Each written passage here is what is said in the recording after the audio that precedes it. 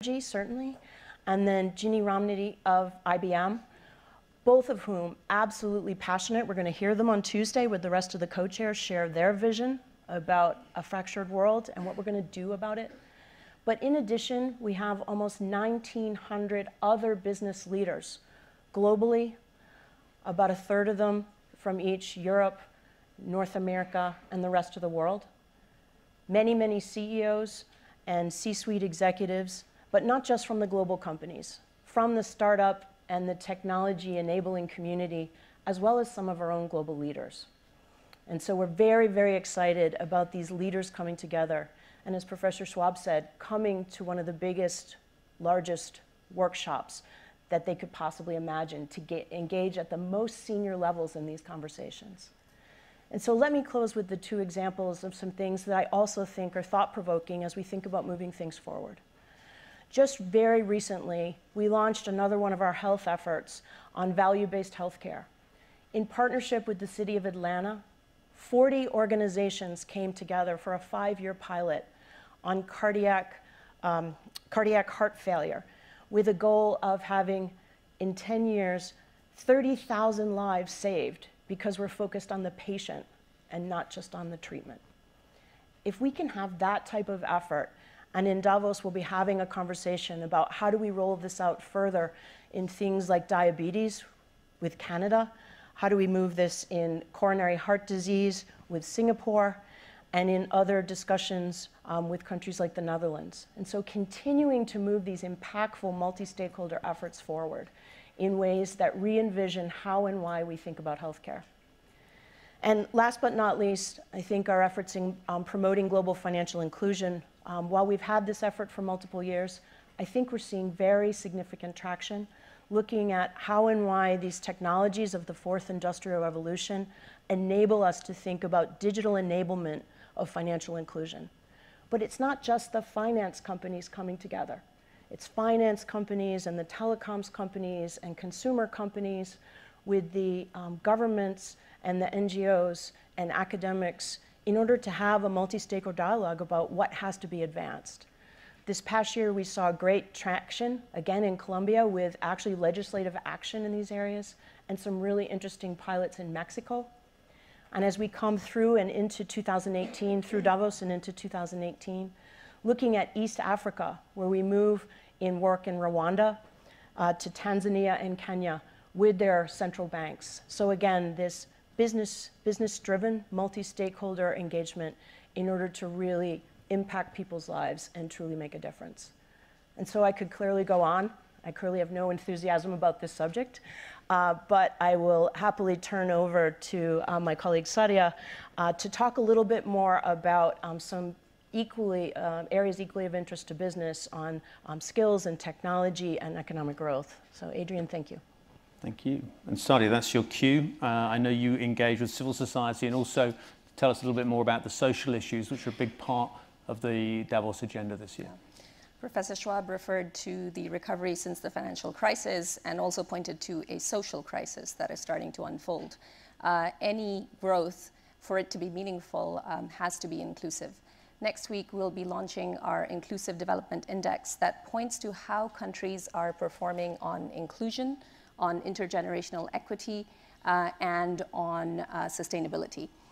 Unsurprisingly, we find that while growth is recovering, there are still major challenges when it comes to equity and inclusion across both rich economies and poor economies. So what are we trying to do to help solve that problem? And this is something that we're not doing just at Davos, but really working year-round, and Davos becomes one moment in which some of these stakeholders are able to come together. Let me give you 3 examples. One, we will be producing next week for public view job transition maps. So a truck driver who is being displaced in their current role, what are the opportunities for that person to reskill and move towards a new job? What are the opportunities for an administrative assistant? What are the opportunities for a customer service worker? This will be laid out in this large big data exercise we've been doing over the last few months. Second, how do we translate that knowledge into real, tangible action? That is where we're working with coalitions of businesses, as Cheryl mentioned, to try to do some of that reskilling and upskilling that's required in the workforce so that people are ready for those new opportunities. We'll be announcing that a coalition of just 25 companies at this stage are making an announcement to reskill 10 million people by 2020, 2 million of which has already been achieved, and we'll be sharing more on that next week. And one core industry as a part of that is the IT industry, which has put together a portal with their digital skills and trainings, which is aiming for reskilling 1 million people as a part of that 10 million group that will be targeted. The third example relates to diversity and gender equality. I think we all know that some of these opportunities for fulfilling your potential are often missing for women due to outdated norms and structures. We're working in a public-private collaboration exercise with the Inter-American Development Bank in 3 countries in Latin America already, and we'll be announcing a 4th and announcing up to 10 by the end of 2018 to accelerate gender equality, particularly in the context of the 4th Industrial Revolution and the new opportunities it's offering.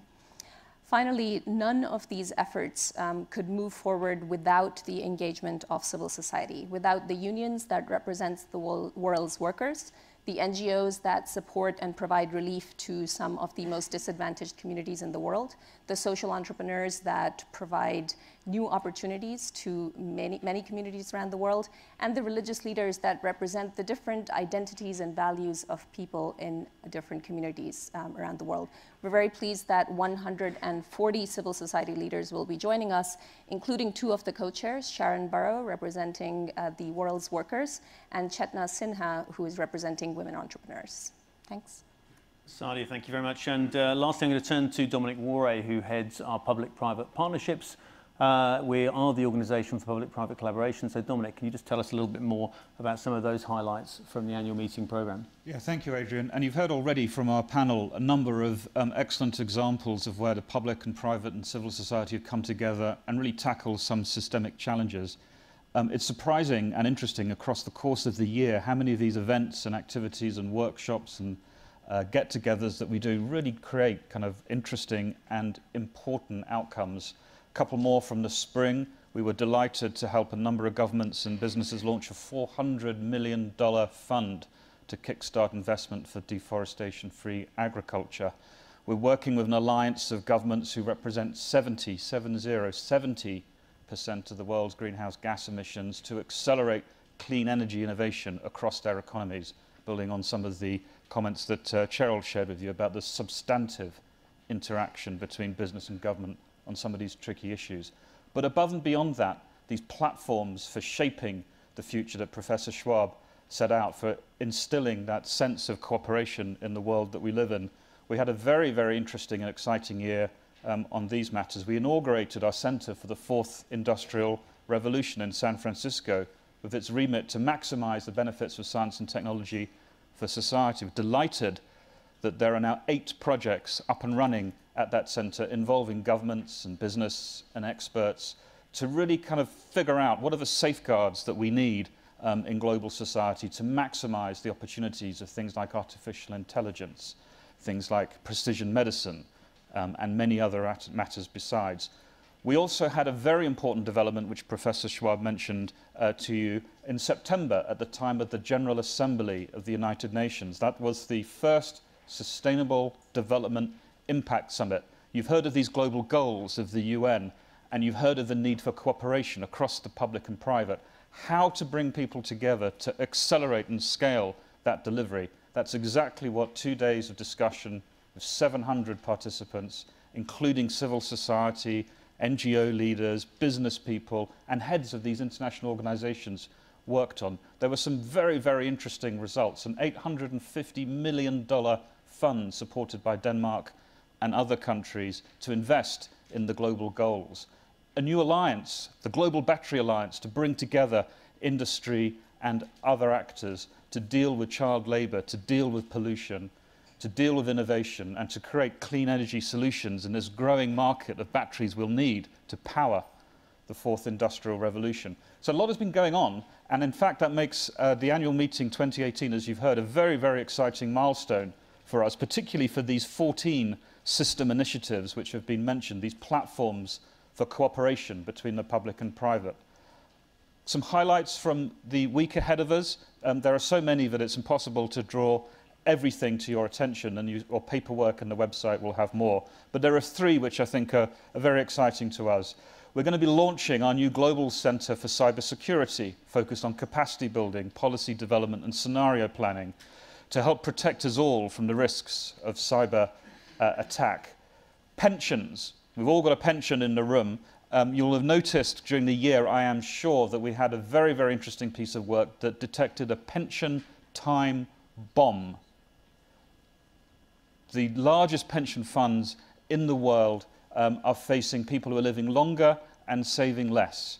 If we don't act, there will be a $400 trillion gap between what is needed and what people will look for their pensions by 2050. That's 5 times the size of the world economy. So bringing together right now leaders from the financial system, from those involved in pensions and institutional investors and governments to figure out what to do before this problem strikes.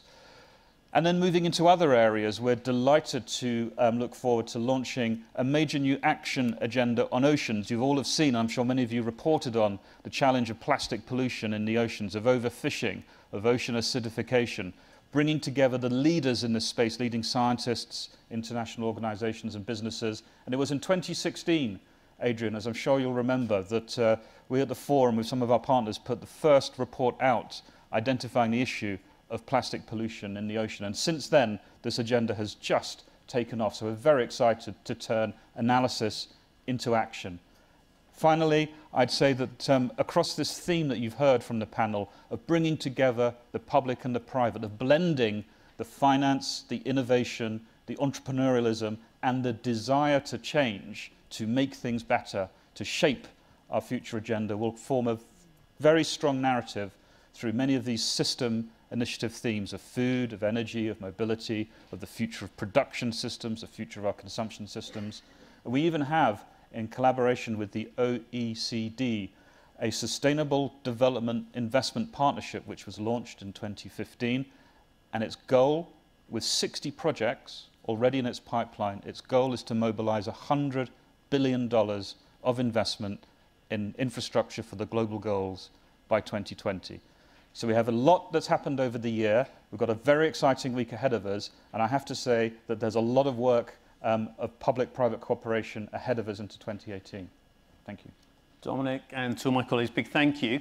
I hope that's given you a comprehensive look at all of the many topics and participants that we'll be seeing in Davos next week. We have around 15 minutes left for questions. If I could just get a sense in the room of who might have a question, just put your hand up if you could for me, and I can then see where we need to direct our microphone. If with your question you could also tell us your name and your news organization, that would be fantastic. If we start in the far corner with that gentleman and the gentleman there, that would be fantastic.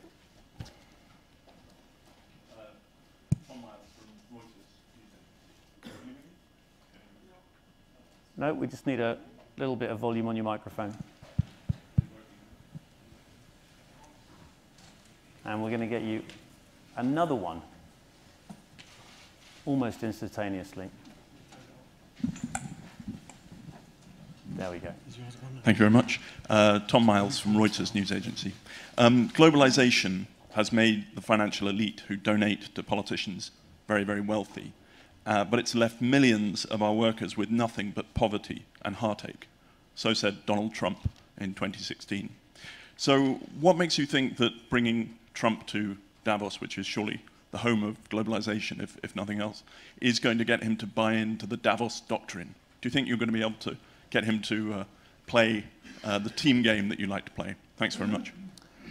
Thanks, Tom, for that question. And certainly you'll see by our logo that we're committed to improving the state of the world rather than to advancing the interests of globalization.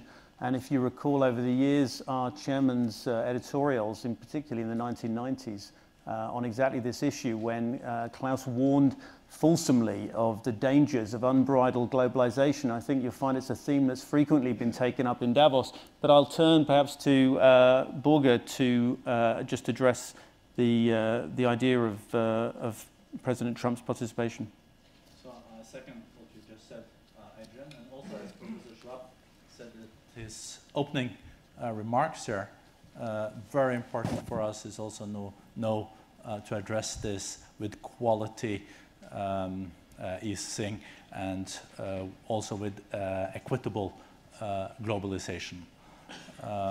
This is for us very important that growth needs to be inclusive, it needs to create jobs, and it needs to be sustainable. And I think participants are really looking forward to also hear the leader of the largest economy in the world, President Trump, share his vision for the global economy moving forward.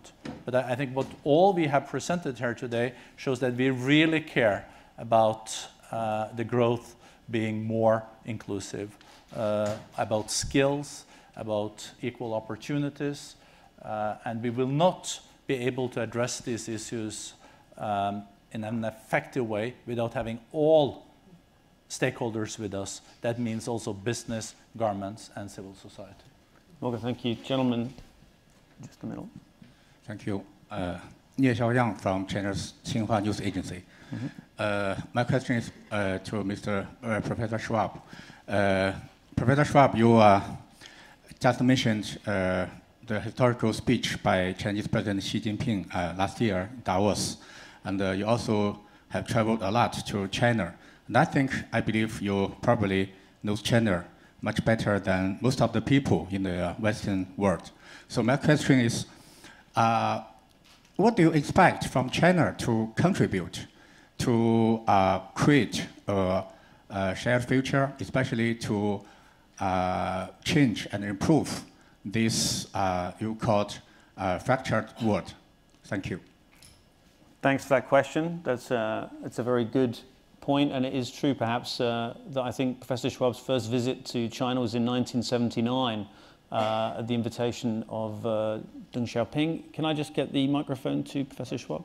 No, I think it's next year that we celebrate the 40th time that a Chinese delegation will join us, a high-level governmental delegation will join us in Davos. So we have accompanied China from the beginning of its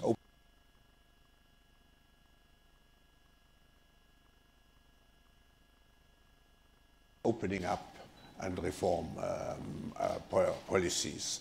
We had the very important, many people would say historical speech of President Xi. I don't want to repeat what he said. I think we are very fortunate to have His Excellency Mr. Liu He with us.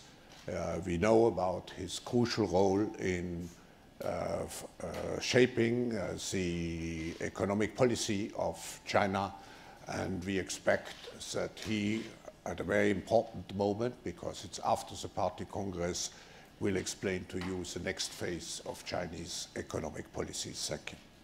Thank you very much. I know we've got more questions in the middle and just there, so can we get a microphone, lady there and the gentleman there? Claudia Knehm, Swiss Press Agency. Question to Mr. Schwab. We all know that Donald Trump is going to dominate the topic, and we all know about him. So I wonder, what is your hope? What the spirit of Davos should do to Donald Trump? That's a very good point. I just want to take the gentleman there as well. Thanks. Yes, Jamil Chad, I'm a journalist from Brazil. My question also to Mr. Schwab. You're going to have, for the first time in 4 years, a president of Brazil. Mr. Temer will be speaking on the same date that President Lula will be judged in Brazil. So my question to you is, what do you expect to hear from Mr. Temer, and what do you expect from the reforms in Brazil? Thank you. So I'm going to just turn to my colleague, Borge Brenda, to just perhaps take on those questions, because he's participated in the annual meeting not just as a member of the Forum staff, but also as a foreign minister representing Norway. And you perhaps can talk a bit more about the spirit of Davos and what that really means from both dimensions, perhaps. And also, we have an extremely strong Latin American presence, as you mentioned, and part of that presence is President Temer. And perhaps just speak a little bit, given that we will also be in Sao Paulo this year with our Forum on Latin America. I think the latter point is also very important. We will then have our first summit after Davos in Latin America, Sao Paulo, in March. We are expecting great participation from the whole of Latin America. And we see also that the Brazilian economy is really, again, growing. I think President Temer will also share his views there on how to make that growth even more inclusive.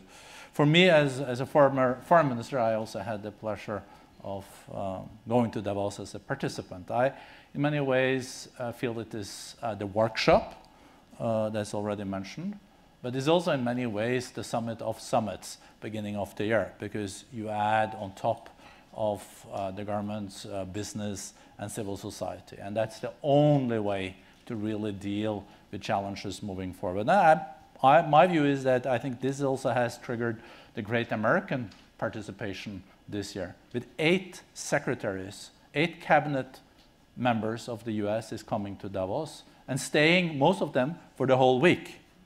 Commerce, Treasury. We will also have Secretary Tillerson on Thursday, joining President Trump. And I think Davos always has a great impact on all of us when we go there, because it's unique, because one has all walks of life represented there. Thank you very much. We have 5 minutes left for questions. Can I just get a sense, lady at the back? And there's a couple of questions just on that side.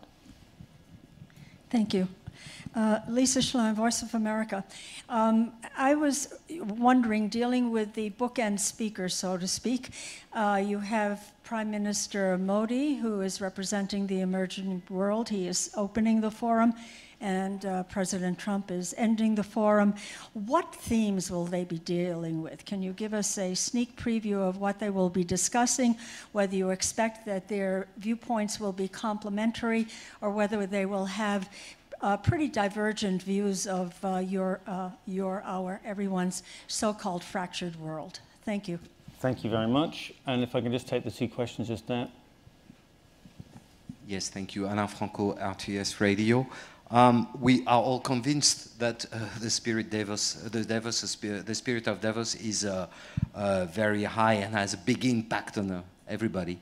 But did you get any commitment from President Trump that he will play the game and answer to this need you were talking about to struggle against this world and have more cooperation? Thank you. And just a question, finally, your colleague next door. Yes, thank you. Konrad Sterling from Blick, Switzerland. Obviously, the Swiss public is psyched about Mr. Trump's visit to Switzerland. Can you give us any more details on his trip? Well, you said that most of his cabinet members are going to stay for the whole week. When is he going to arrive, and when is he going to leave? Well, I think we can start perhaps by sharing the time he'll be speaking on Friday, which is now been finalised, which is one point we can share, most definitely. I think in terms of sneak previews of speeches, it would be unfair to very notable speakers to take any thunder away from their moments on the podium. But we do expect speakers to embrace and recognise the theme of the meeting, which is obviously creating a shared future in a fractured world. But perhaps I can turn again to Børge and just get your sense on some of the details around President Trump's speech, and also just a reminder of the timing on Prime Minister Modi's opening. So, of course, Modi and Trump are very important, and Modi is opening, and Trump is doing speaking at the closing or almost at the end of our annual meeting. But we should not forget that we have 70 head of states and governments there. we also on Wednesday have a really important European day. We have the newly elected president of France, Macron, speaking. Gentiloni will also on Thursday have Secretary General Guterres with us also addressing. And you know, we have G7 presidency of this year with Trudeau, and G20 president, headed by Argentina and President Macri. So I think they will be complementary to each other, but each of these speakers and leaders, of course, will then have their own viewpoint and share their insight. And for participants, it's also very interesting to see, like we have seen before, how they position and which challenges they put most emphasis on. And the dialogue that's always there in Davos is also crucial. So we are very well prepared for this. I think the planning now is for President Trump to speak at 2 o'clock on Friday. I think for Prime Minister Modi, I believe it's 11 o'clock on Tuesday. I'm looking here at my colleague Lee Howell in the front, so I don't make any mistakes on the timing. So I think we're pretty good to go. So for everyone who has registered onto the forum's application, you'll see that our program is being constantly updated. You'll see some new timings come in. I think we've shared with you one of the preliminary programming lists where you'll see all of the sessions that Emma was talking about. I hope you'll have gotten a sense from my colleagues here and from Professor Schwab just how rich and deep some of the conversations that we'll be having in Davos are, and just how important some of the topics to be tackled are. There'll be opportunities at the end just to have individual follow-ups with any of our panelists. In the meantime, thank you very much, and I hope you'll join us in wishing a successful 2018 meeting. So thank you.